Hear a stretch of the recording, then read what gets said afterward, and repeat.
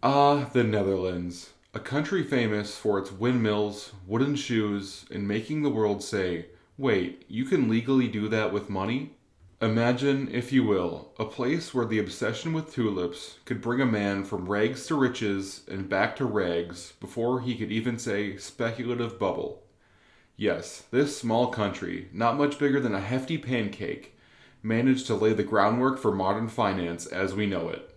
Back in the 17th century, while most of Europe was busy getting dirty in the fields or dying of the plague, the Dutch were like, nah, let's do something different.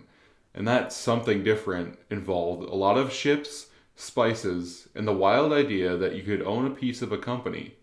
Thus, while others were busy figuring out new and exciting ways to die of the plague, the Dutch were busy inventing the stock market, central banking, and financial instruments that today we take for granted, like the air we breathe or the Wi Fi we steal from our neighbor Jeff. So, buckle up as we take a trip down Memory Canal and explore how a bunch of tulip obsessed merchants and sailors founded modern finance and, in the process, made sure that high school students would forever struggle how to understand what a bond is.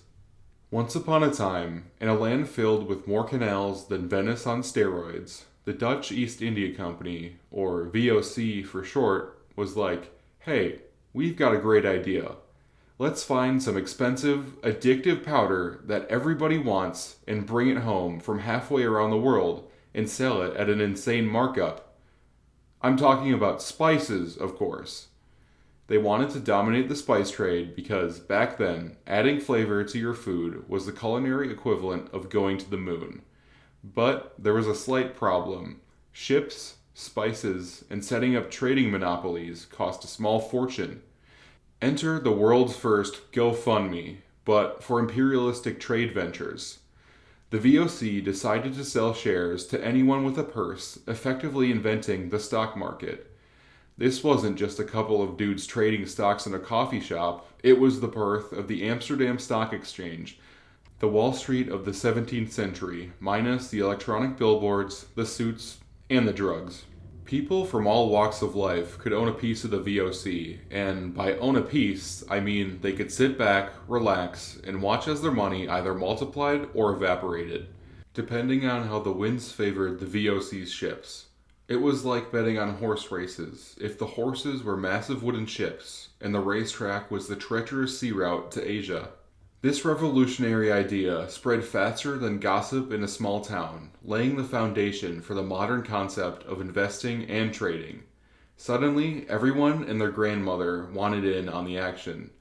It was the hottest ticket in town, proving that the Dutch had not only mastered the art of selling spices, but also the art of selling dreams of wealth, all wrapped up in neatly printed certificates. These actions essentially founded the modern practice of investing into a company. Now picture this. The Netherlands, 1630s, a time when tulips went from being pretty flowers to the Bitcoin of the 17th century.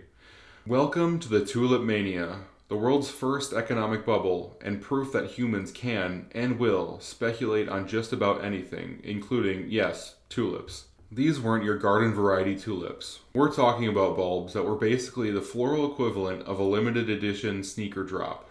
Some were as rare as a polite conversation on the internet, and they were just as coveted. Prices for these colorful commodities skyrocketed because apparently nothing says sound financial investment like a plant that blooms for a week once every year. The craze got so out of hand that people were trading their land, life savings, and even their sheep, the 17th century equivalent of a family car, for tulip bulbs. Imagine telling your spouse, honey, I traded the house for this bulb, but it's just not any bulb. It's red and purple. It's gonna make us rich. Spoiler alert, it did not make them rich. Just as suddenly as it had bloomed, the bubble burst. Prices plummeted, leaving many tulip investors holding the bag, or in this case, the bulb. The fallout was a stark reminder of the dangers of speculative bubbles, a lesson we definitely, absolutely, without a doubt have learned from, right? Earlier that century, the Dutch had looked at the current financial chaos and thought, you know what this mess needs? More innovation. And thus, the Bank of Amsterdam was born in 1609, stepping onto the financial scene like a referee entering a boxing ring, ready to impose some order. The Bank of Amsterdam wasn't your average piggy bank, it was a precursor to modern central banks. Before this, the idea of a central bank was as strange as an Instagram model without an OnlyFans. The bank took on the noble task of stabilizing the currency, which, in a time where money was as reliable as a chocolate teapot, was revolutionary. This wasn't just about slapping a consistent value on coins, it was about creating a system where money could be trusted and the trade could flourish without everybody constantly checking if their coins were made of real silver or just fancy looking lead. They introduced bank money, which was basically the 17th century version of having a checking account, making the Bank of Amsterdam the granddaddy of modern banking systems. Merchants from all over Europe flocked to Amsterdam, not for the scenery, not for the tulips, but because trading there was as easy as pie, thanks to the bank's standardized currency. In doing so, Amsterdam cemented its place as the financial capital of the world, teaching future generations that managing money wisely involves more than just spending it all on tulip bulbs. It was a lesson in financial stability, innovation, and the art of making trade as smooth as a well-oiled windmill. After mastering the stock market and central banking, the Dutch turned their sights onto the next frontier, making even more ways to invest, save, and basically do anything with money besides what your Uncle Ron does with it. First up, we have bonds. Yes, before the Dutch, the idea of lending money to a government or company and getting paid back with interest was as unheard of as a quiet day in the stock market. The Dutch government began issuing bonds to fund all sorts of fun stuff, like wars and building more canals because you could never have too many canals. This was revolutionary, turning the concept of, here, hold my money and pay me back, maybe, into a legitimate investment strategy. Then came the mutual funds, the financial world's version of a potluck dinner. The Dutch were the first to say, hey, why put all your eggs in one basket when we can put a little bit of everybody's money into a lot of baskets? Thus, in 1774, the world's first mutual fund was born, allowing investors to spread their risk and invest in a variety of assets. It was like the financial equivalent of a buffet, offering a little bit of everything and reducing the chance that you'd end up with indigestion from a bad investment. Then, annuities entered the chat, providing a way for people to receive a fixed income over a period of time in exchange for a lump sum payment up front. It was kind of like a reverse loan, where you give the bank a bunch of money and then they pay you an allowance, like you're a teenager again, but this time it's your retirement on the line.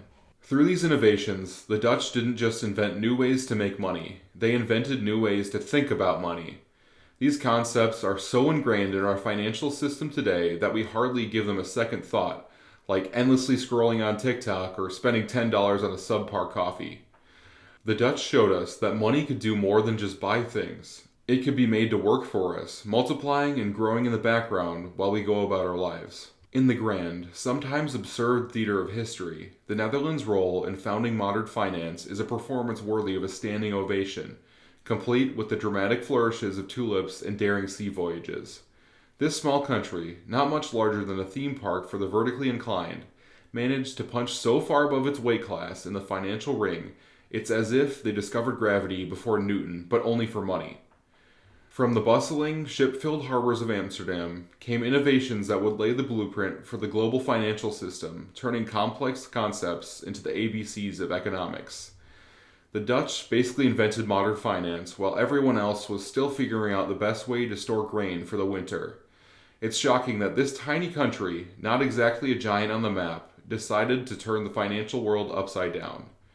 But the Dutch didn't stop there. They went on to establish the Bank of Amsterdam, effectively inventing central banking and showing the world the value of having a stable currency. Their financial innovations didn't end with making money more reliable. They reinvented the very ways we interact with it, introducing bonds, mutual funds, and annuities, turning the Dutch into the financial wizards of their time. So, the next time you're checking on your stocks, saving for retirement, or just playing with something that isn't cold hard cash, take a moment to tip your hat to the Netherlands. This little powerhouse didn't just spice up our food, they spiced up our financial lives, proving that sometimes the most revolutionary ideas come from the smallest places. And there you have it, the tale of how a nation not only navigated the high seas, but also charted the unexplored waters of the financial world, ensuring that their legacy would live on in our wallets, bank accounts, and yes, even those retirement plans that we keep meaning to look into.